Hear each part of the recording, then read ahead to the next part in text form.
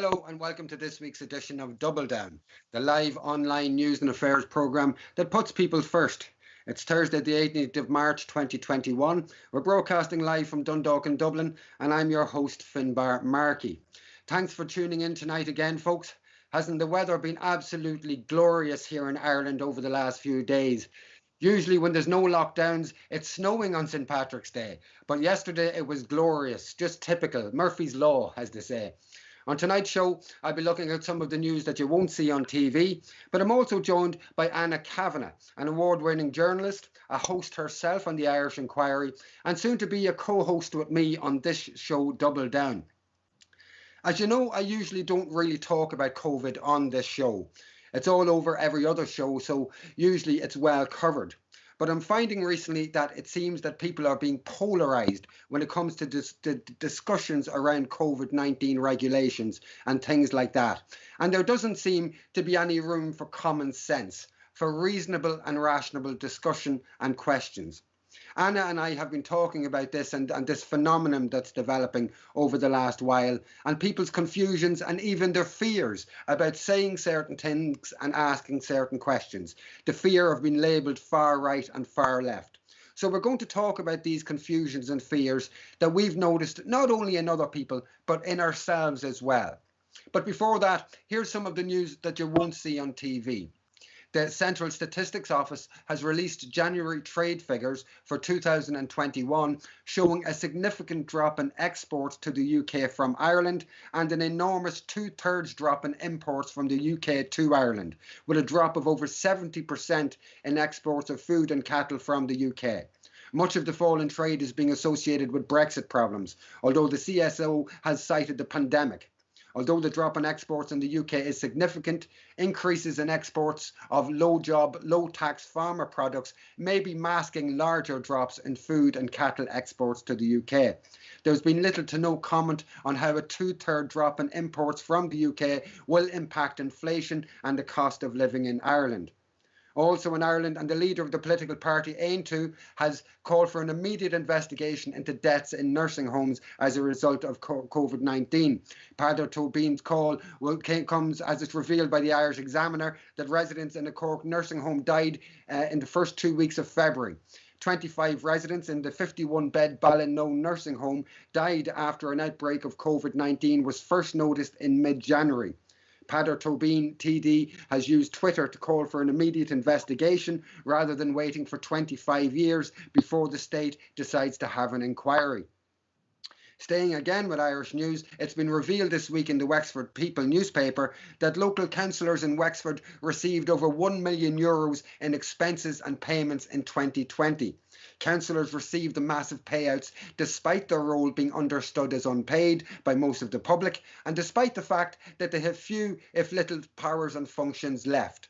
The Land Development Agency Bill currently passing through the Dáil strips councillors of their last powers and functions, and with little objection to the bill from local councillors, one may safely characterise the €1 million plus to Wexford councillors as hush money. In the UK, the Police, Crime, Sentencing and Courts Bill has passed its second reading in the House of Commons, even though it has caused much upset in activist circles in the UK. The bill confers powers on the police to outlaw protests if they're deemed a public nuisance. It has caused uproar amongst civil liberty groups in the UK, with a large protest held at the Houses of Parliament this week.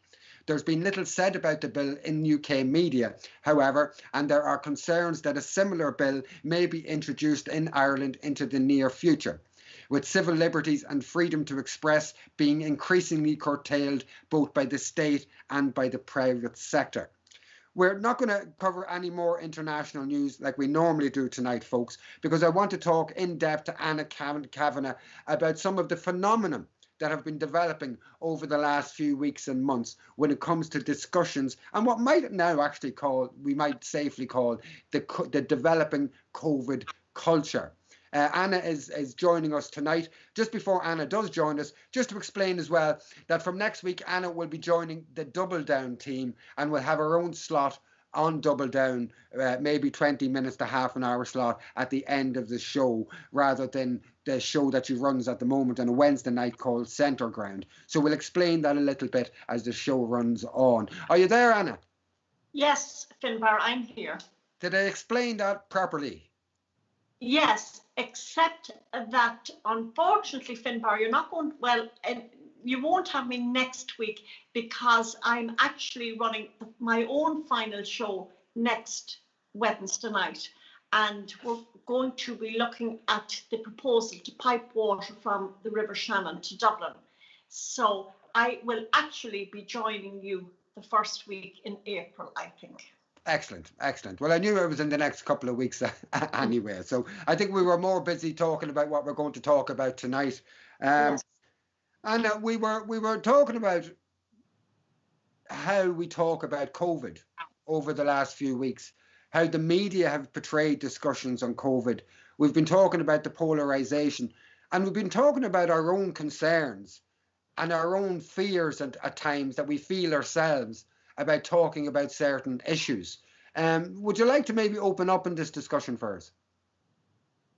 Well, you've mentioned there about mainstream media, and I suppose what I have been speaking about in the last week or so is the lies of silence.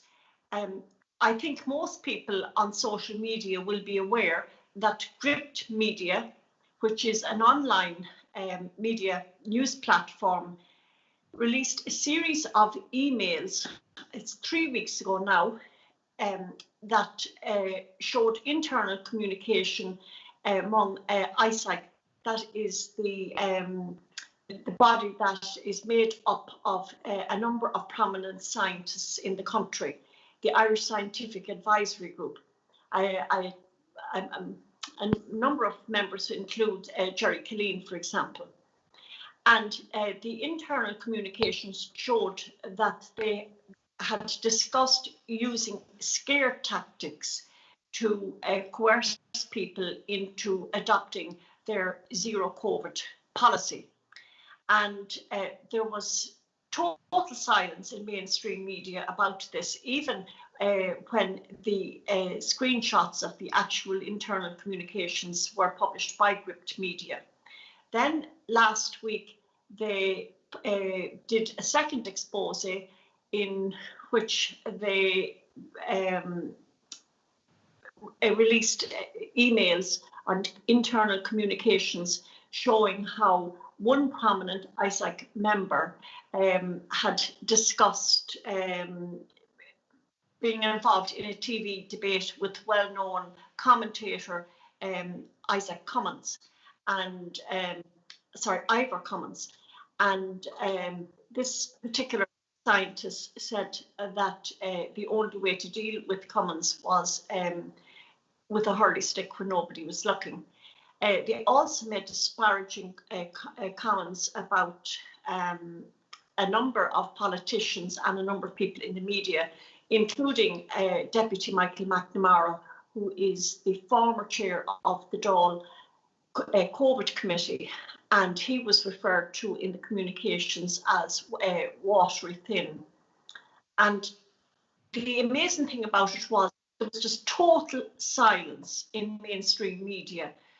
Then, you know, and I posted about this on my own page, which is, you know, fair traction. And then Daniel McConnell broke the silence last week.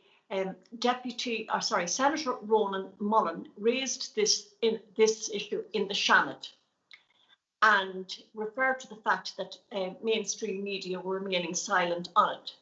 So on foot of that, then Daniel McConnell wrote in the Irish Examiner, but the entire emphasis was placed on Senator Mullen. And there was, I suppose, no analysis or no commentary on what the ISAC scientists had actually been getting up to. And, you know, these scientists feature very, very prominently in mainstream media. I believe one of them had appeared no fewer than 30 times on Virgin Media. and they feature very prominently on current affairs programmes on prime time and other RTE programmes. So there seems to be what might be described as a hegemony or a hegemony of thought in terms of COVID. And if you speak outside, or if you question that narrative, that dominant hegemony, that narrative, you are classified as an extremist, a conspiracy theorist. And it's coming to the point now that even the most ludicrous or the most conflicting pieces of information, if you actually point out the conflict in information, you will be labelled and you will be hounded. Would that be a fair assessment from what you're starting to see, Anna? Well, definitely for the last year, commentary has been very polarised. Yes, I would agree with you. Anybody that challenges the prevailing narrative is immediately classified as a right-wing conspiracy theorist. And I suppose what I've been attempting to do for the last year on my page is to create a space where people from both sides of the divide, as it were, on COVID would engage in discussion and listen to each other in a respectful sort of way. That has been very, very, very difficult thing to achieve. But I suppose what has actually happened is that people on the left actually, rather than being providing opposition in the Dáil, there's an inverse, that instead of holding the government to account, what's actually happening is that they are, I suppose, very critical of the government for not having strict enough lockdown, and they are actually calling for even more restrictive measures to be introduced to control COVID. And there's a bit of an irony there, isn't there? Because we agreed in coming up with this program, we agreed not to use phrases like left and right because they've got such vague and different meanings to different people these days. It's hard not to use those phrases. But if I were to say that the smaller political parties that would usually be most critical of big pharma, the big pharmaceutical companies, would be most critical of attacks on civil liberties. In this context, are the groups that are calling for the tightest of lockdowns and the tightest of regulations. And they appear to be some of the most, I won't use the word vicious, but the most responsive when it comes to anybody questioning the COVID narrative or aspects of the COVID narrative that we are being fed at the moment. And I think it's important to let viewers know that myself and Anna have discussed, we both agree that there is a virus out there. We both agree that people should take personal measures to try to avoid spreading that virus. But we also both agree that there are agencies and there are groups who will take advantage of every crisis. And we are concerned that advantage is being taken at the moment, both from a civil liberties point of view, but also from a point of view of a sellout of the state into the future as we borrow more and more money. So just to clarify a few of those things, that we did say we wouldn't mention left or right, but it's very hard not to do that. But it is notable that the people we would most depend on usually to be highly critical of attacks on civil liberties and impact of big pharma, those people now are just, they've created a vacuum. Would you agree that there's a vacuum there at the moment, Anna? Yes, without a doubt, there does appear to be a vacuum. And I suppose I think that you know, a lot of there's quite a number of people that are, I suppose, skeptical. There's a small group of people that actually are saying that it doesn't exist, that it's a scamdemic and all of that kind of thing. And as you say, we both agree that there is a virus. There's no doubt about that.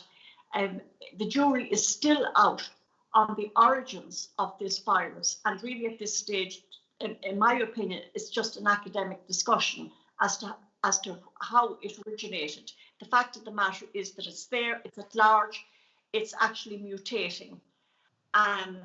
But I suppose from the very beginning, my big concern was that the government would use this as a golden opportunity to feather the nests of their cronies. And that is exactly what has been happening right throughout the pandemic. It happened immediately when they entered into a deal with the private hospitals that saw the HSE pay way over the odds for the use of the beds in the private hospitals. And hotels as well. Pardon? And hotels as well. And hotels as well. Now, and those beds remained empty for the most part. And so on and on it went. Then we had the PCR testing. That was then leased out then to private companies. And Deputy Michael McNamara has raised the issue in the Dáil several times since Christmas. Why isn't there a rollout of rapid antigen testing? For example, down in Wexford at the moment, there is a number of stations have been set up by the HSE. Lorry drivers can go along, it can be tested. The results are available in a couple of minutes, and they get their certificate on the boat and over to France, present their papers, and they can travel through Europe. Now, why isn't rapid antigen testing rolled out right across the country to allow everybody to get back to work? But isn't that one of the issues that we're talking about in terms of people feeling they have the freedom to ask these questions, and that people actually are holding these questions in? I've mentioned the antigen tests to people over the last few days, but I've mentioned them in the context of research that has come out from the UK. Research done on 20,000 UK health workers that showed that having had the virus provides as much immunity as the best vaccines out there. And so that's something, a piece of information we should all be celebrating. It means that we don't have to wait for everybody to be vaccinated before we can start opening up again. But instead of that being a celebrated piece of information, I'm finding that the people who are pushing the COVID narrative, without question, are then pointing at you saying, this is a conspiracy theory again. And they're just closing their ears to it. And they're not listening to stuff. That was a Public Health England study of 20,000 healthcare workers. Since that, 3 more studies have come out to confirm what is believed, that having had the virus provides you with equal immunity to the best of the vaccines. But people are afraid to even talk about these things at this stage because they're going to be labelled. They're going to be labelled. As an example, you put up a post the other day about the EU announcing some kind of an internal EU passport, travel passport, that you don't have to be vaccinated, that you can have a test to show you don't have it now, or you can have your antigen test. That's something that should be celebrated. It'll get us opened up quicker. But instead, you were attacked, I could see, by people who you might classify to be from the traditional far left and the far right. You had people coming from both sides of the argument giving out to you, instead of celebrating this information. So it just seems that no matter what anybody says these days, somebody's going to have a go, and that there's nobody really listening and trying to be reasonable and rational about all of these things.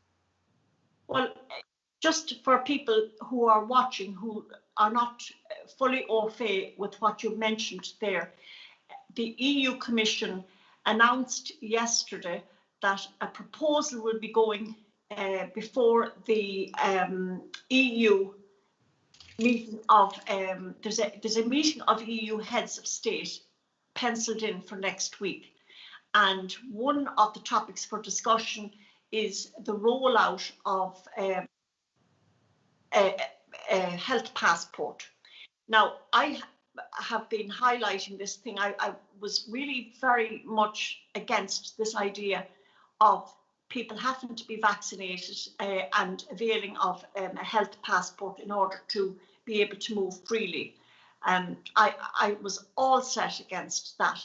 But the EU Commission released a statement yesterday saying that that people who have recovered from COVID, as you said, they have the antibodies. So people who have recovered from COVID and people who have a negative test will be eligible to apply for this passport, along with people who have been vaccinated.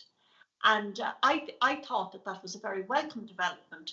And as you say, I came under, now I have to say the people were voicing their opinion. They weren't attacking me personally,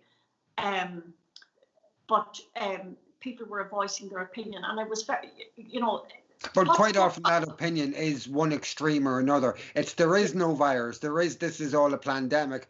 Or on the other hand, it's everybody needs to be 100% vaccinated. We need to have this COVID zero pod. It's coming from one side, and reason seems to be thrown out the window here. Yes.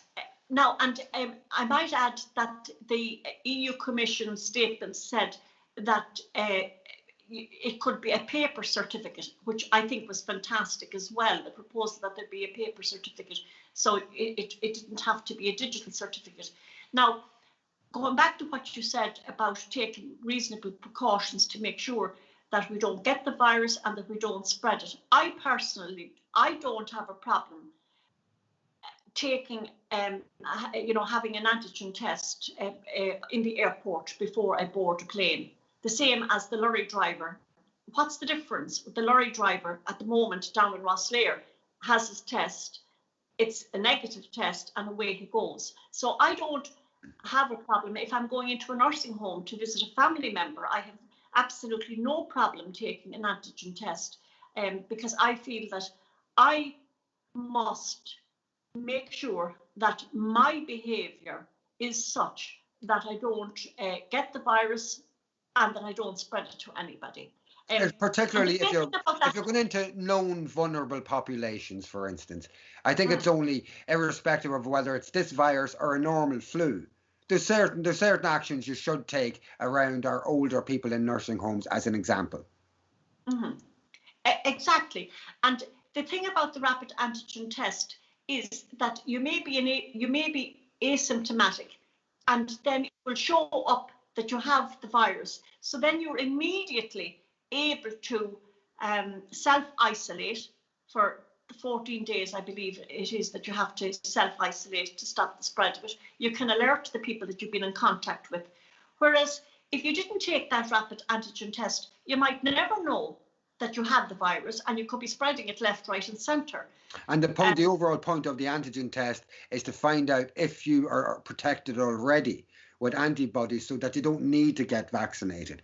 But I think our overall point here is that this is not being discussed in Ireland, even at an EU level. It's been discussed as not just an option, but a central pillar moving forward, looking at antibody and natural development of immunity. It's not being discussed in Ireland. And we have so many people who have had this virus, who may have been asymptomatic and don't know about it. And there could be a significant proportion of this population that could be lawfully on the move, going around the country, doing what they need to do now without any restrictions. But the government are ignoring antigens, just like it appears that they, to a degree, ignored treatments that were available over the last 6 months in particular for treating COVID infections. And again, this singular focus on vaccines and the potential for profit from vaccines is where my principal concern is. I don't believe that these vaccines are little nano robots or any of that jazz, just not into that. But I am concerned that we're developing a situation where we'll have to get vaccinated every year under law, and that this is really about being a cash cow for pharmaceutical companies, Ireland being one of the havens for pharmaceutical companies in the world, both from a tax point of view and a production point of view. So I'm concerned that the pharmaceutical companies are taking full, complete, and in fact excessive advantage of the situation, and that where people have protections naturally, that's going to be ignored, and they're going to be forced to take vaccines on an annual basis. So that's where one of my concerns is. Anna, you put up a post yesterday saying that you believed that the majority of the country are in favour of the strict regulations as they exist. Could you tell me why you came up with that post? It was a slightly surprising post. That was this morning, Finbar. Oh, this morning, was it? Sorry. Yeah. Yes. On Tuesday, well, first of all, I had put up a post. I'm getting kind of confused with the days of the week. I put up a post on Monday, I think it was. And basically what I said was that if you are considering going to a protest, ask yourself, who are the leaders and where are they leading you towards?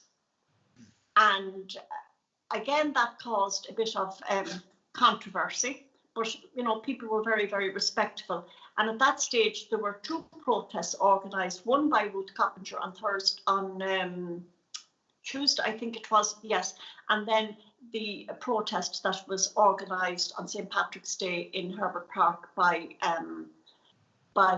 Professor Dolores Cahill. And so what I was saying is that people, a lot of people are feeling very angry about what's actually happening. And I feel that that anger is just ripe for the picking, as it were. It's just a rich harvest ready for the reaping. As we say down the country, make hay while the sun shines, and people can use these people for to further their own political agenda. Now, a number of people came back at me, and rightly so, came back at me and said, Anna, we're not that stupid. We're going to a protest, and we're intelligent enough not to be swayed one way or the other by whoever is leading the protest. We're there to voice our anger and frustration at the government. But there's a lot of people out there, and they would go along to protest, and they never really question, who's leading the protest and what exactly is their vision for the country. Because I believe that, if we look at history, when you tear down a government, quite often it's replaced by something that's much worse than what has gone before.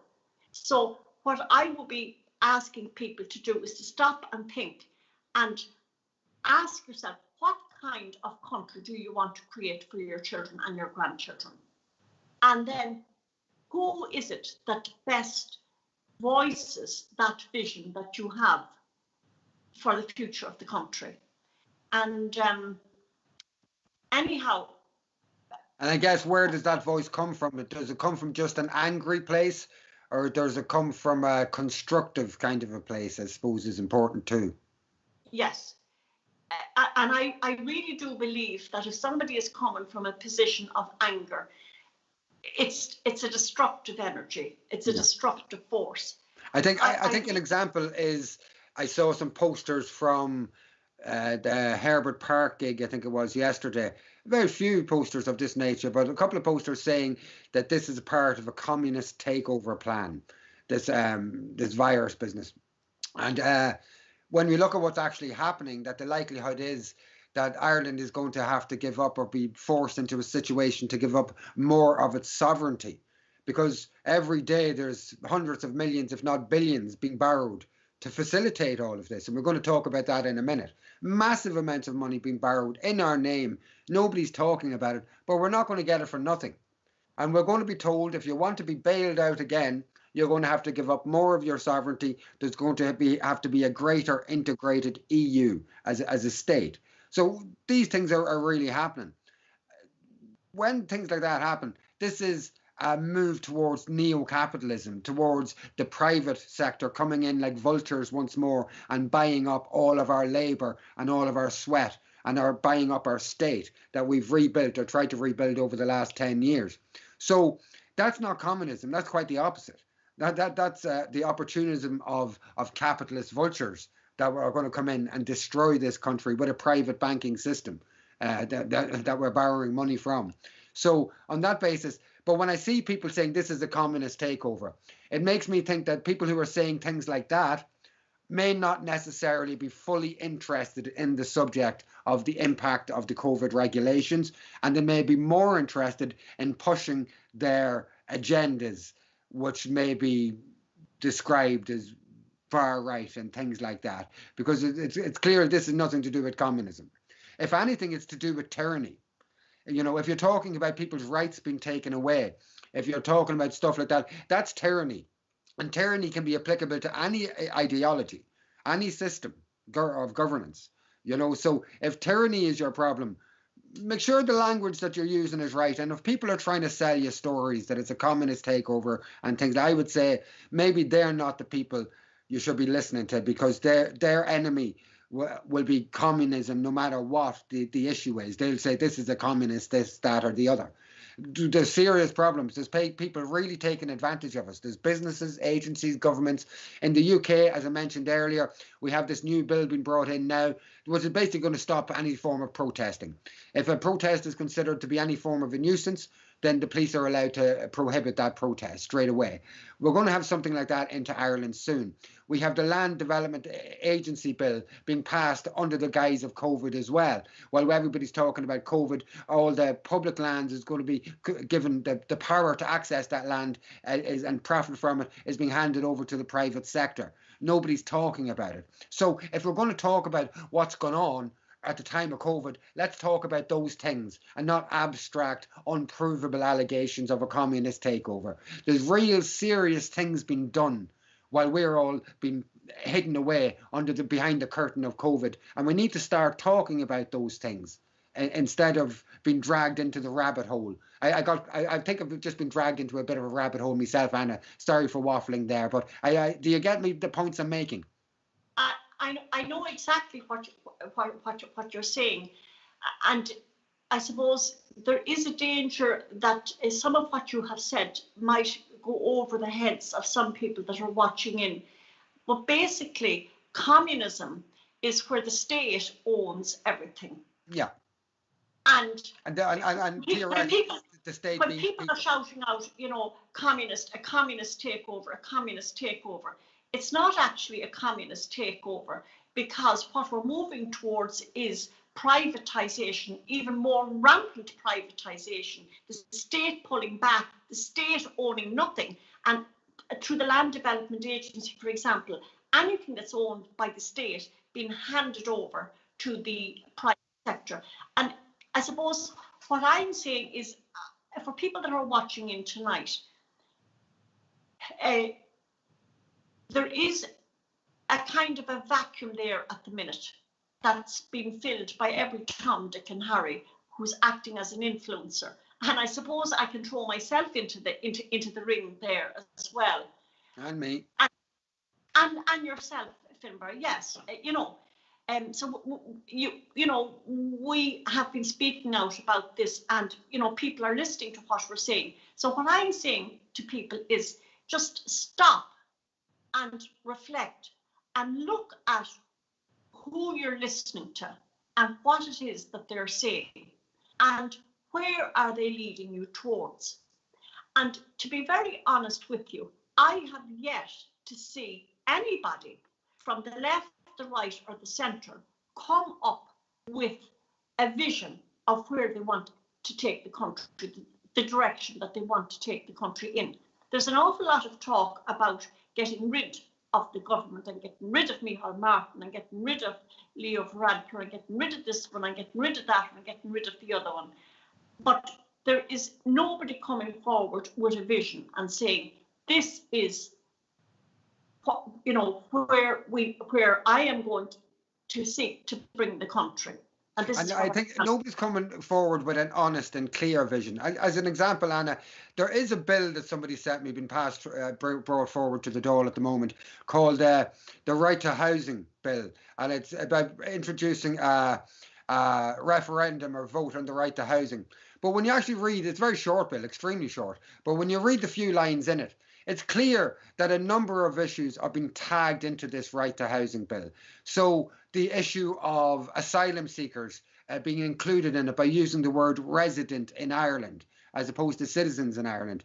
There's a few things in there. There's the right to delimit the right to private property in it. We already have compulsory purchase orders. We don't need that introduced. And it's a wee sly attempt, I think, on the part of radical left elements to introduce things that have nothing to do with the right to housing.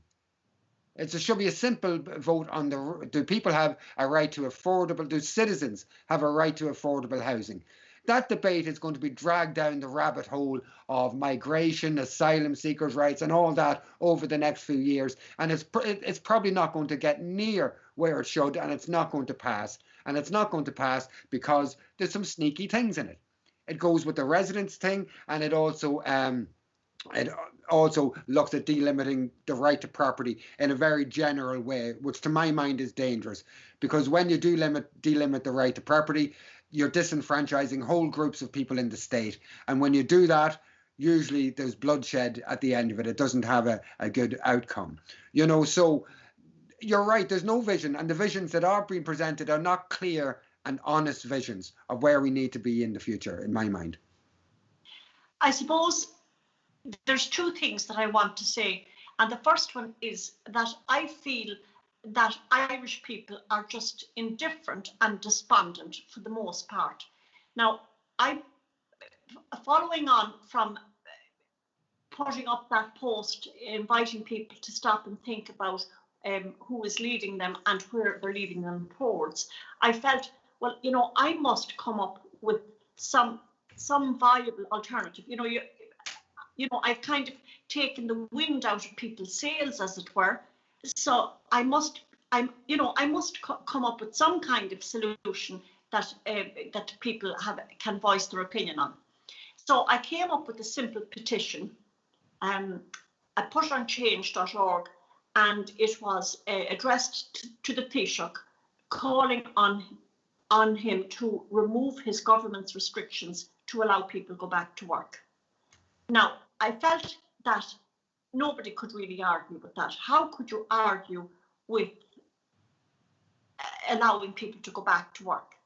And how I see it, for example, there are several hundred people working in Dundalk at the moment building a Chinese factory for vaccines. And so if the men and women on that site are able to work safely, why can't other construction sites be opened up? If you have hundreds of people working on assembly lines very closely together in meat factories, for example, and availing of canteen facilities, well, why can't people socially distance in a cafe? If you have somebody working in an off license, for example, at the moment they're open, well, why can't the lady who has a florist shop next door open up? But can you see what just happened to you, Anna?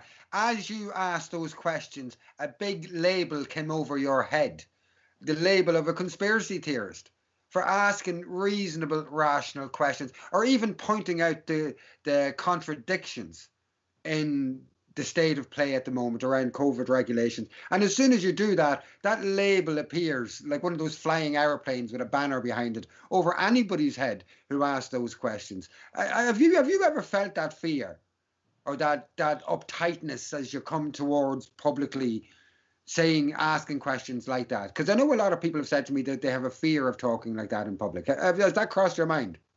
No, I have to be very, very honest, and I have to say that I don't have a fear of speaking my mind in public. And I actually listened to that brilliant interview with Tommy Tiernan and what's the name of the footballer? I wouldn't know, to be honest with you. I know the journalist. You know the journalist. That's he's a very famous journalist, Eamon Dunphy. Yes, yes. I'm not a sports person. So last Friday night, Saturday night, I think he's on. I watched it on the player, but I think it was Saturday night. Tommy Tiernan interviewed Eamon Dunphy. And one of the things that Eamon Dunphy said in the interview, he said that he has always been true to himself. And any opinion that he ever voiced was his opinion. Tommy asked him, did he ever, was he ever of the disposition whereby he would say things that he felt people wanted him to say? And he said, no, never. He has always been himself. So as regards myself, I am myself. I voice my opinion, and I ask people, to respect my opinion as I respect theirs. I don't believe that I'm right, but I do have an opinion, and I am willing to listen to people from I'm a great believer in desiderata, and there's a line in desiderata, listen to everyone, even the dull and ignorant, they too have their say. So I'm a great believer in listening to everybody, and to have a very open mind. As somebody says to me, Anna, be very careful that you don't have such an open mind that everything falls out. But to have an open mind, and if somebody is able to come up with data, with facts, with figures and so on, that contradicts what you're saying, to have an open mind that you're able to embrace a new idea. And I suppose there's an awful lot of what we call cognitive dissonance, that even when people are presented with the facts to disprove their beliefs, they will still cling to those beliefs because they're not able to embrace the new ideas. But so anyhow, I've been very long-winded on this. Getting back to the petition, I put up the petition. I felt it was a very simple petition. I didn't go into any details or anything like that, just to ask the Taoiseach to remove the restrictions and allow people to go back to work. And I felt that that would go viral. And I said, if 100,000 people signs that petition, then, you know, that will carry a lot of weight.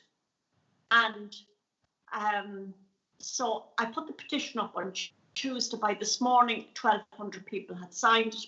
So it's up 3 days now, 2,000 people have signed it. And I couldn't understand why so few people signed it. Now, of course, people were saying that it didn't go far enough. They didn't sign it because it didn't say, you know, get rid of masks. And it's saying that there is a virus, you know, it's acknowledging that there is a virus and all this kind of thing. So people put up those comments, but I felt that that was a very reasonable petition to remove the restrictions to allow people to go back to work. And it suddenly dawned on me that there is no great appetite out there to end the lockdown. Now, that is being said in mainstream all the time. The mainstream media is saying that, and it's saying that, you know, the voices on social media are very much a minority voice. And I have learned that we are kind of in an echo chamber on social media, and that really and truly, that all of the people that are going against the government, going against restrictions, really are very much a minority voice. And so I did a little bit of research, and a quarter of the working population in Ireland are involved in industry and agriculture, and those people are at work, you know, for the most part. There's very few people in industry that are not at work. So that's a quarter of the working population taken care of. Then the remaining 3/4, 350,000 of those actually work in the public sector. So they're at work. And then we have the remaining people then in the private sector.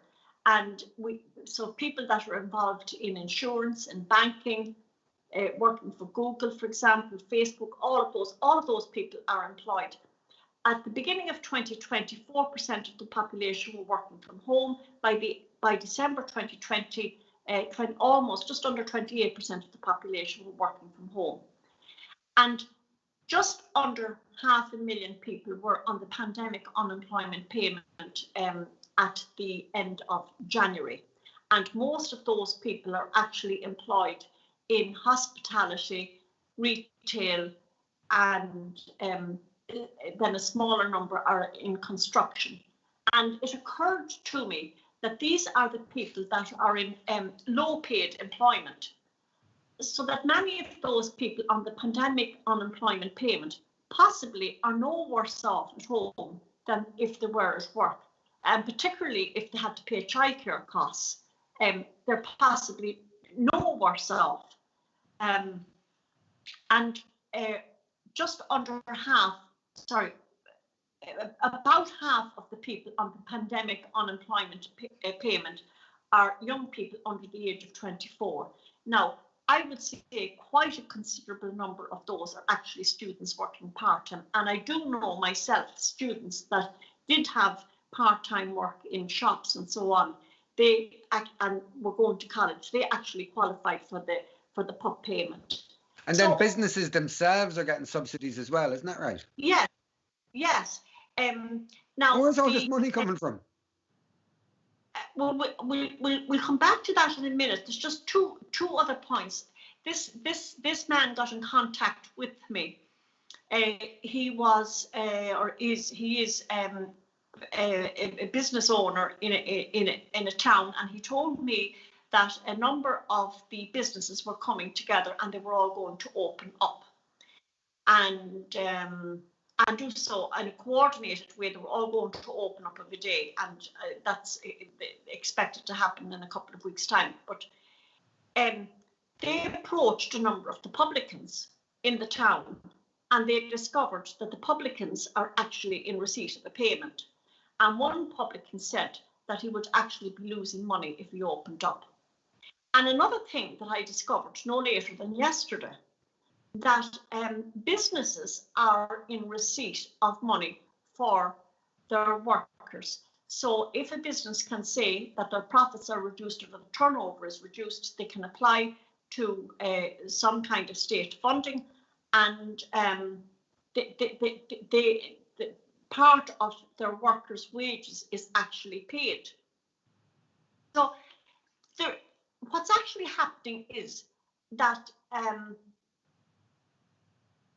there's so much money tied up now with this lockdown. People are actually benefiting from it. Well, I think there's a clear incentivization to get people to accept lockdown by throwing money at them to a degree. I think one of my concerns is where this money isn't being plucked out of the air. It's been borrowed in the name of the Irish people. It'll be paid back. It'll be paid back with our sweat, but also with our sovereignty. And that's concerning me. So I see the point that you're making, that people have been cushioned to the extent that lockdown is not a problem for a lot of people. Yes, and for now. Yes, and the fact of the matter is that at the start of the year, state borrowing was in the region of 200 billion. That was the level of state debt. This year, 40 billion is going to be borrowed to balance the books. So all of these payments to businesses, the PUP payment, and then of course the cost of the PCR testing, I think it's €200 a pop for a PCR test. Again, vested interest there. Compared to the much cheaper antigen test, which people should have first. They may not need a vaccine. They're only a couple of euro. It's only a couple of euro for the. But anyhow, to cut a long story short, by the end of the year, the national debt of the country is going to reach close to 250 billion euro. Now, and picking up on your point there, Finbar, what is actually going to happen is that the credit line is going to run out.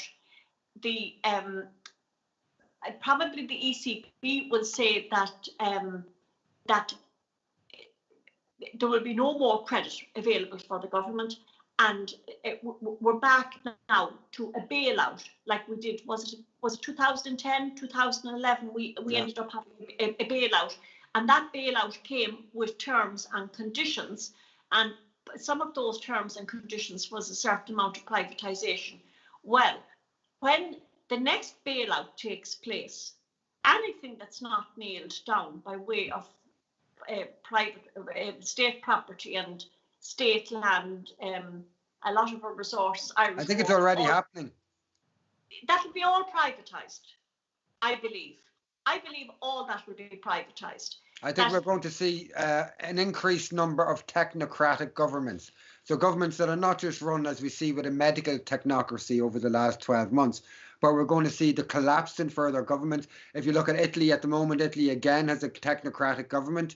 So Mario Draghi of the one-time World Bank, of Goldman Sachs, he's back now running Italy unelected. You know, so we're going to see an increase in that. It's going to be 2008 multiplied by 100. We were failed by the radical so-called left and right in the last time that this happened. We were led up the mountain protesting a few times, but nothing actually really happened.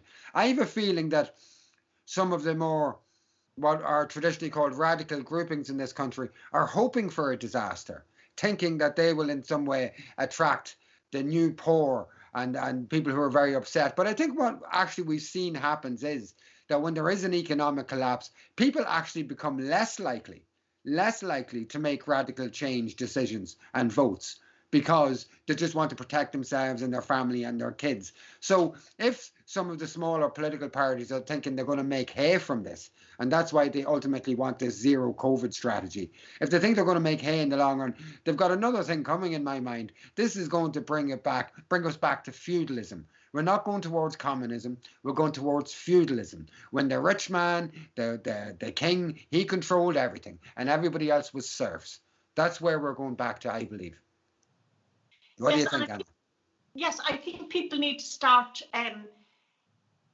looking beyond COVID. Everybody is just so focused now on COVID. On the smoke and mirrors, and they won't see what's behind it. Yeah, all they're thinking about, oh, can I get my vaccine? Can I get my vaccine? I'll be able to move once I get my vaccine. That's, everybody is focused on that, but nobody is looking beyond that to what there's nobody standing back and really looking at the bigger picture.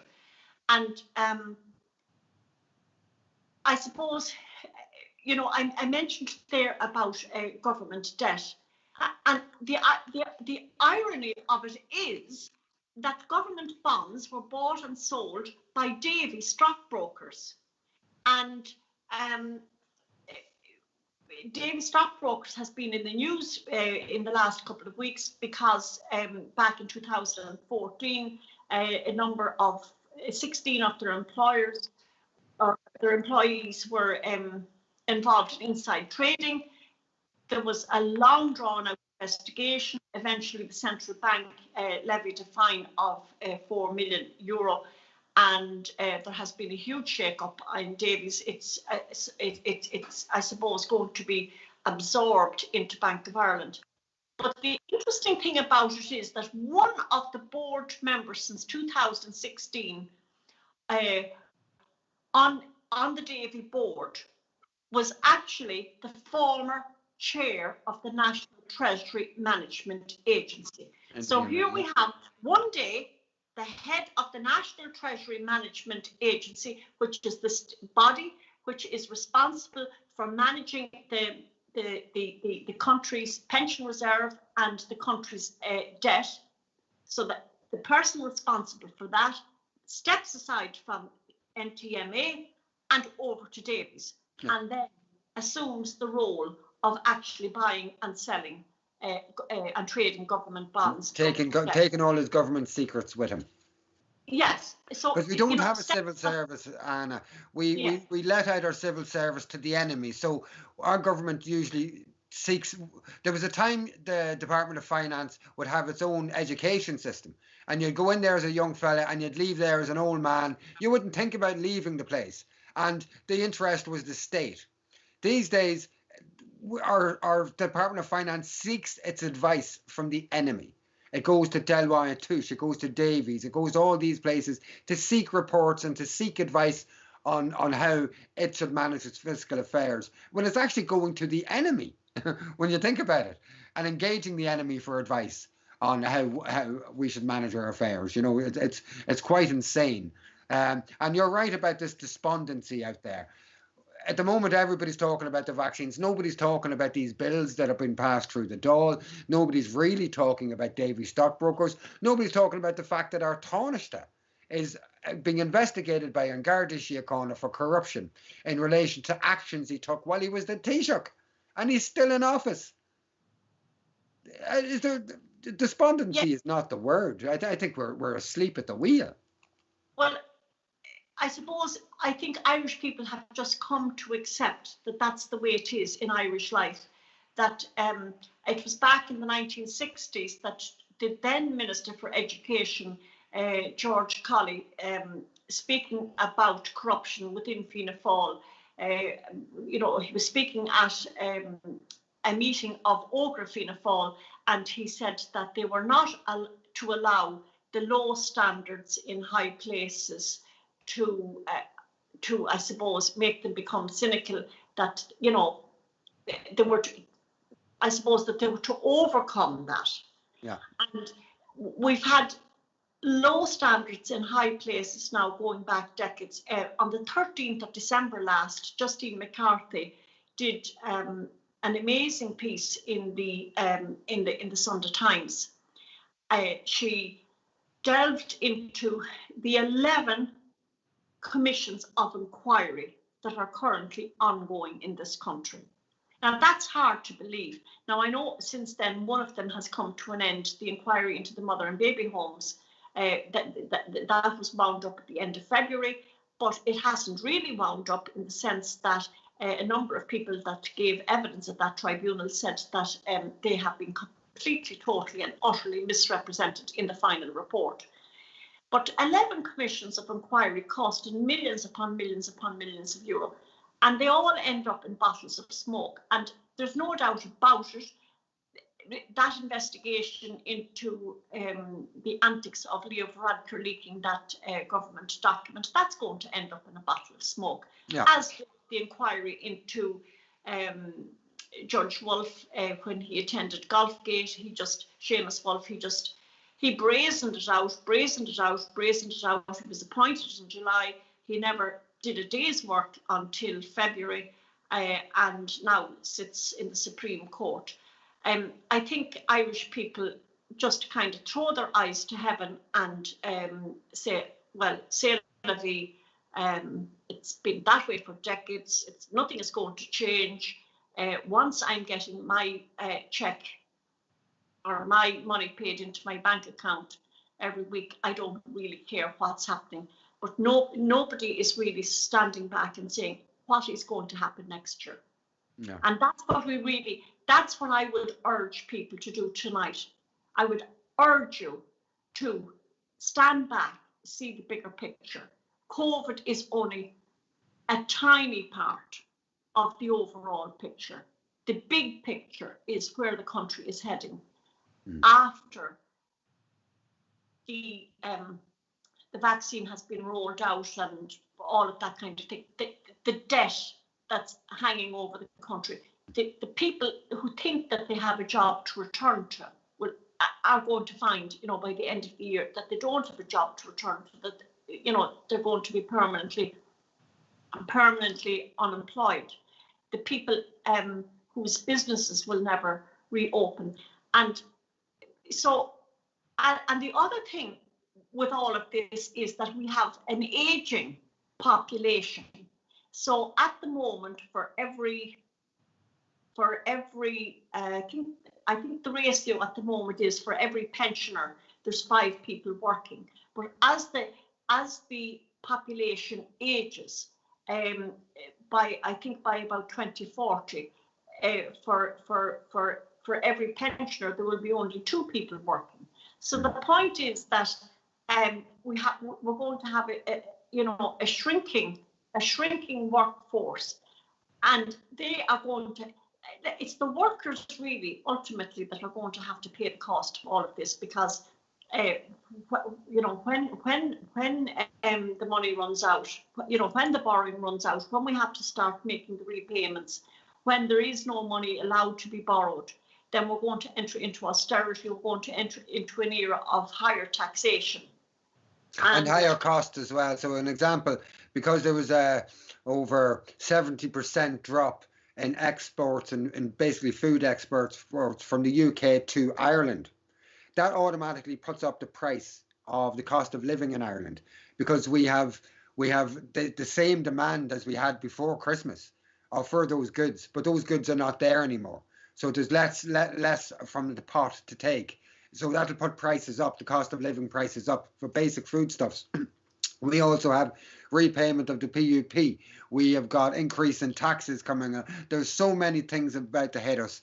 And I think, I'd say if I was going to give a message to the viewers tonight, it's not to let the smoke and mirrors of COVID itself disunite us to the extent that we are not going to be able to unite to challenge what's coming down the road and to face what's coming down the road together.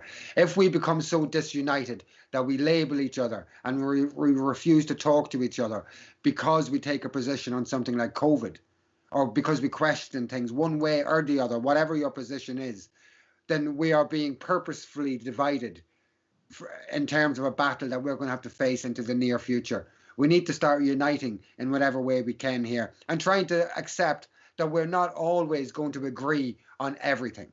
But if we can find certain things that we do agree on, for instance, do we agree at some stage that everybody in the country, every citizen deserves some kind of proper medical cover? Do we agree on that? Do we agree that coming into the future, as things get more expensive, that the government should have a focus on not just increasing wages, but reducing the cost of living when it comes to insurance, when it comes to our healthcare, all of those kind of things?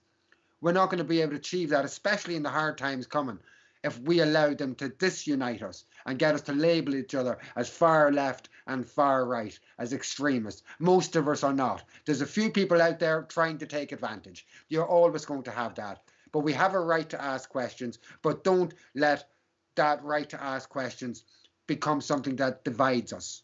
Let's stay united into the future, because there's a lot that we have to come together about into the future. Would you agree with those sentiments, Anna? Yes, I most certainly would agree with the sentiments. And to reiterate what I said, stop and ask yourself, who is leading you and where are they leading you towards? I would really, really urge people to stop and to pause and to reflect. We owe it to our children and to our grandchildren, because, it's us that is going to create the conditions, the future conditions for our children and our grandchildren. And we have a responsibility, I suppose, not to be the first generation whereby our children will end up worse off than the generation that has gone before. Up until now, since we gained independence, every generation ended up better off than the generation that had gone before. But this current, present generation has been, I think, a very selfish generation. We haven't really thought about the future that we're creating for our children and our grandchildren. And I know that I'm going to be slated for saying that, and I have been slated for it in the past. But we have to really stop and ask ourselves what kind of future that we want to create for our children and our grandchildren. And I suppose in Ireland we have a tradition of people being appointed to jobs not because of what they know, but because of who they know. And there's an awful lot going on at the moment, and people are saying that it's all part of a plan and it's a part of a conspiracy. And I'm inclined to disagree with that. I'm inclined to think that it has to do with the fact that there are too many people in Ireland, in the public service and in government, that are actually in positions of responsibility, that they're not actually able to, they haven't the competency to do the work that they're actually paid to do. I think we really need to bring in competent people to do the, for example, just the HSE at the moment is just a mess. And I think that has a lot to do with the fact that there are too many incompetent people working in it, or too many incompetent people in positions of power. Now, you mentioned there about, and you're much better on the proper terminology than I am, but we've had a situation for the last year where a group of unelected people have actually been running this country, and I'm speaking about NPHET. And it is for the most part, a group of men. And to the best of my knowledge, there's a lot of areas there on NPHET. There's a lot of, I suppose, key parts of Irish society that are not represented on NPHET. For example, there's nobody, to the best of my knowledge, that's representing the nursing homes on NPHET. There are no experts. And realistically, Anna, the truth is that NPHET themselves the way it works, it's a global technocracy. They don't really make decisions. They don't do analysis. They're sent data from their global heads, if you want to call it that, and they just repeat that data. They don't actually have any real decision-making capacities. They don't see or participate in the testing and all that kind of stuff that's done at a global level. They're just given information and they repeat it at the national level. Because I've been a part of academia myself, and I've seen how that works. And I think that was admitted by Professor Luke O'Neill when he was doorstepped by Stephen Kerr, the producer of this program, and he was questioned on that. At one point, I think in the interview, he kind of put his hands up and he said, "Well, I don't really, I just repeat what I'm told." So it comes straight from the World Health Organization down here, and at national level, we repeat it. Anna, we're way over time. Really? We are. Oh. We're going to have to shut down for tonight. Folks, before you go, Anna, I just want to say to our viewers, will you share out this show? Get it shared out to show people that there can be reasonable debates about what's going on, and people can talk in an environment that doesn't have to be possessed with fear or what are people going to think about me if I ask this question or that question. Share the show out, show that people can have discussions like that and that we need to have more discussions like this. And let's build up this reasonable media that can have proper debates and discussions. Anna, is there any closing comments you want to make before we go? Just to pick up on that point about people being afraid to speak out, I have to honestly, truthfully put my hand on my heart and say that I have never, ever come up against anything or anybody to stop me from speaking my mind. And I do believe that we still have a climate in Ireland whereby people can freely speak their mind, providing that they do so in a respectful manner. And I have been sharing a lot of stuff on my page. None of it has been censored. I know people will be angry with me for saying that because they have been censored. But I feel that, it is important. It is very, very important to speak up and to voice your opinion. And as far as I'm concerned, it doesn't matter what side of the debate that you're on. I think that you should be allowed to voice your opinion and that people should respect your opinion. And we need to learn to dialogue. And I think we have to let go of black and white thinking because life is many shades of grey. There is that polarization, isn't there? Either you're for or against regulations, and there's no space there to be able to say, well, this is more nuanced than that. It's not that I'm pro or against regulation. It's that there's certain things don't make sense to me. Please explain it to me. But when you do that, suddenly the labels, I feel, you're right. There is a freedom to speak at the moment once you're respectful enough. But I'm saying that there's still some subtle pressures not to speak certain things. So it's great to have somebody like yourself, Anna, who's going to speak your own truth at all times, irrespective of what the consequences are. You're going to be co-producing and co-presenting the show with me in 2 weeks' time. Next week, you're talking about, what was the subject matter for next week? Well, for Centre Ground, next week, I'm going to be discussing the proposal to pipe water from the River Shannon to Dublin. But the very last thing that I want to say, Finbar, is that I have a huge, huge worry and concern about the powers that the Gardaí are being given. And I feel that those powers, I'm not happy about the manner in which those powers are being used. For example, I know of somebody who was going to town with three adult daughters in the car, and they were stopped by a guard, and they were told that it wasn't an essential journey, and that and all of them got €100 fine. And that woman told the truth of where she was going because she's an extremely truthful person. The guard told her it was not an essential journey, and besides, the other three should have been left at home, and they were her three daughters, and they're all living in the same house. Whereas somebody less truthful might, tell a lie and get away with it. So I have huge concern that these COVID regulations are going to become a money spinner for the state. Yeah. If you look over in the UK, they're not even using COVID as an excuse for this new policing bill that will give the police the right to just prohibit any and all protests. They're just saying, I think it's because of the Black Lives Matter, because of Extinction Rebellion, and because they know the problems, the economic problems that are coming down the line.